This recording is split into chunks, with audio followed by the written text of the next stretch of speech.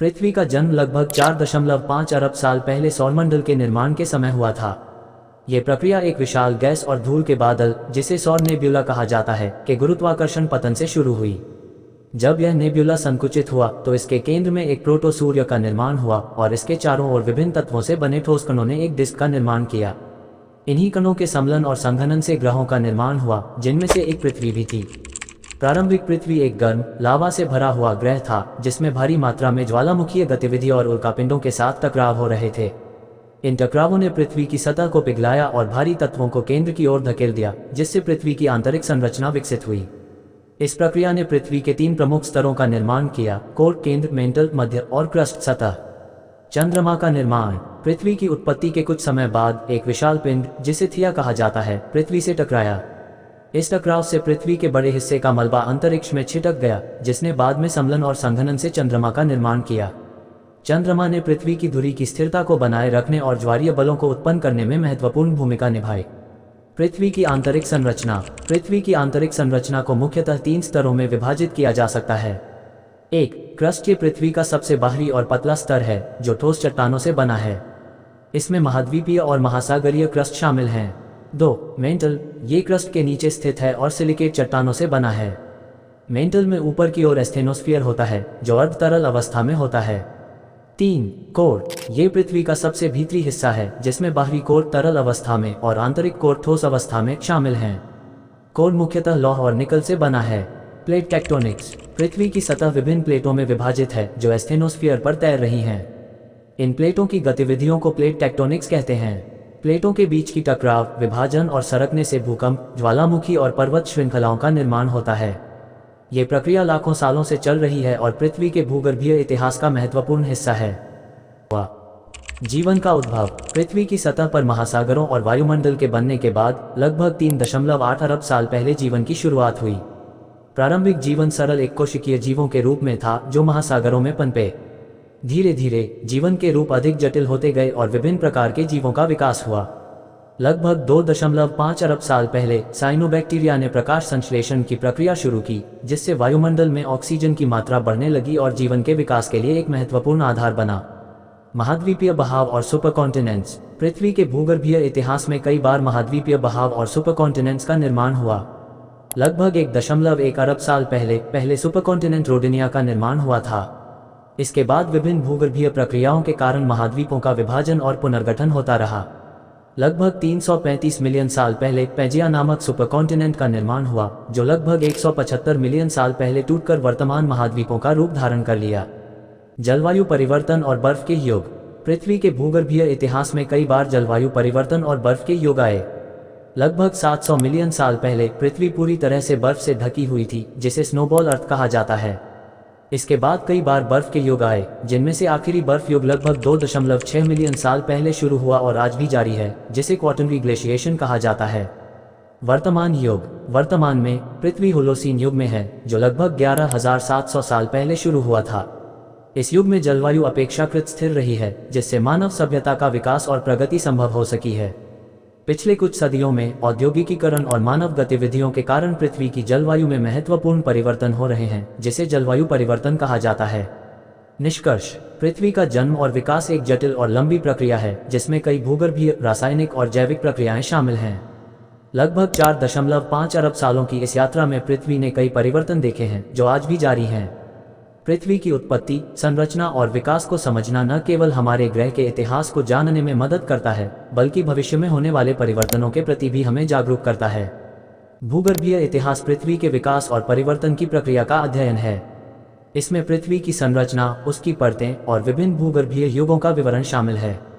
भूगर्भीय काल को मुख्यतः 3 बड़े युगों में बांटा जाता है: प्रीकैम्ब्रियन, पैलियोजोइक और मेसोजोइक। इस निबंध में हम विशेष रूप से मेसोजोइक युग का विस्तृत अध्ययन करेंगे, जिसमें डायनासोर और अन्य प्रमुख घटनाओं का विस्तार से वर्णन किया जाएगा। 2. प्राचीन भूगर्भीय काल। प्राचीन भूगर्भीय काल, जिसे प्रीकैम्ब्रियन युग भी कहा जाता है, पृथ्वी के इतिहास का सबसे लंबा और सबसे प्राचीन हिस्सा है। ये काल लगभग 4.6 बिलियन वर्ष पहले से लेकर 541 मिलियन वर्ष पहले तक फैला हुआ है। इसे 3 मुख्य भागों में विभाजित किया गया है: हेडियन, आर्कियन और प्रोटेरोजोइक। 2.1 हेडियन युग 4.6 से 4 बिलियन वर्ष पूर्व। हेडियन युग में पृथ्वी का निर्माण हुआ।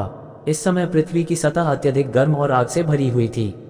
भूगर्भीय गतिविधियों के कारण पृथ्वी की सतह पर ज्वालामुखीय विस्फोट होते रहते थे। इस युग के अंत में पृथ्वी की सतह ठंडी होने लगी और महासागरों का निर्माण हुआ। 2.2 आर्कियन युग 4 से 2.5 बिलियन वर्ष पूर्व।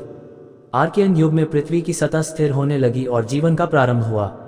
इस युग में प्रारंभिक जीवन रूपों जैसे सूक्ष्म जीवों का विकास हुआ। साइनोबैक्टीरिया, जो प्रकाश संश्लेषण करते थे, ने वायुमंडल में ऑक्सीजन की मात्रा बढ़ाई। 2.3 प्रोटेरोजोइक युग 2.5 बिलियन से 541 मिलियन वर्ष पूर्व। प्रोटेरोजोइक युग में बहुकोशिकीय जीवों का विकास हुआ। इस युग में स्थलीय प्लेटों की गतिविधि के कारण सुपरकॉन्टिनेंट्स का निर्माण और टूटना हुआ। इस युग के अंत में वायुमंडल में ऑक्सीजन की मात्रा बढ़ने के कारण जीवों की विविधता में वृद्धि हुई। 3. मेसोजोइक युग। मेसोजोइक युग, जिसे मध्य जीवन का युग भी कहा जाता है, लगभग 252 मिलियन वर्ष पहले से 66 मिलियन वर्ष पहले तक फैला हुआ है। यह युग 3 प्रमुख कालों में विभाजित है: ट्राइसिक, जुरासिक और क्रेटेशियस। मेसोजोइक युग को डायनासोरों का युग भी कहा जाता है क्योंकि इस युग में डायनासोरों का प्रभुत्व था। 3.1 ट्राइसिक काल 252 से 201 मिलियन वर्ष पूर्व। ट्राइसिक काल की शुरुआत में पृथ्वी पर एक बड़ा महासागर था जिसे पैंजिया कहा जाता था। इस काल में स्तनधारियों के पूर्वज और प्रारंभिक डायनासोरों का विकास हुआ। ट्राइसिक काल के अंत में पैंजिया का विभाजन शुरू हुआ और विभिन्न स्थलीय प्लेटों का निर्माण हुआ। 3.2 जुरासिक काल 201 से 145 मिलियन वर्ष पूर्व। जुरासिक काल में पैंजिया का विभाजन जारी रहा और लॉरेंसिया और गोंडवाना महाद्वीपों का निर्माण हुआ। इस काल में पृथ्वी पर वनस्पति की प्रचुरता थी और डायनासोरों का विविधीकरण हुआ। प्रमुख डायनासोर समूहों में थेरोपोड्स, सौरोपोड्स और ऑर्निथिस्कियंस शामिल थे। 3.3 क्रेटेशियस काल 145 से 66 मिलियन वर्ष पूर्व। क्रेटेशियस काल में महाद्वीपों का वर्तमान स्वरूप में गठन हुआ। इस काल में पुष्पीय पौधों और कीड़ों का विकास हुआ। समुद्री जीवन में भी विविधता आई। इस काल के अंत में एक विशाल उल्कापिंड के पृथ्वी से टकराने के कारण बड़े पैमाने पर विलुप्ति की घटना हुई, जिससे डायनासोर और कई अन्य प्रजातियां विलुप्त हो गईं। 4. मेसोजोइक युग की प्रमुख घटनाएं। मेसोजोइक युग के दौरान कई महत्वपूर्ण भूगर्भीय और जैविक घटनाएं हुईं। 4.1 पैंजिया का विभाजन। पैंजिया का विभाजन ट्राइसिक काल के दौरान शुरू हुआ और जुरासिक तथा क्रेटेशियस काल में जारी रहा। इस विभाजन के परिणामस्वरूप विभिन्न महाद्वीपों और महासागरों का निर्माण हुआ। 4.2 डायनासोरों का प्रभुत्व। डायनासोरों का विविधीकरण और प्रभुत्व मेसोजोइक युग की प्रमुख घटनाओं में से एक है। ये विशाल जीव इस युग में पृथ्वी के लगभग सभी हिस्सों में पाए जाते थे। 4.3 पुष्पीय पौधों का विकास। क्रेटेशियस काल के दौरान पुष्पीय पौधों का विकास हुआ, जिससे पौधों और कीड़ों के बीच सहजीवी संबंध स्थापित हुआ। इसने पृथ्वी के पारिस्थितिकी तंत्र में महत्वपूर्ण परिवर्तन किए। 4.4 विलुप्ति की घटनाएं। मेसोजोइक युग के अंत में क्रेटेशियस पैलियोजीन विलुप्ति घटना हुई, जिसने डायनासोरों और कई अन्य प्रजातियों को विलुप्त कर दिया। इस घटना का मुख्य कारण एक विशाल उल्कापिंड का पृथ्वी से टकराना माना जाता है। भूगर्भीय इतिहास का अध्ययन हमें पृथ्वी के विकास और परिवर्तन की प्रक्रिया को समझने में मदद करता है। प्राचीन भूगर्भीय काल में जीवन का प्रारंभ हुआ और मेसोजोइक युग में डायनासोरों का प्रभुत्व रहा। इस युग के अंत में हुई विलुप्ति घटना ने पृथ्वी के पारिस्थितिकी तंत्र को महत्वपूर्ण रूप से प्रभावित किया। भूगर्भीय इतिहास का अध्ययन न केवल पृथ्वी के अतीत को समझने में मदद करता है, बल्कि वर्तमान और भविष्य के पारिस्थितिकी तंत्र को भी समझने में सहायक होता है।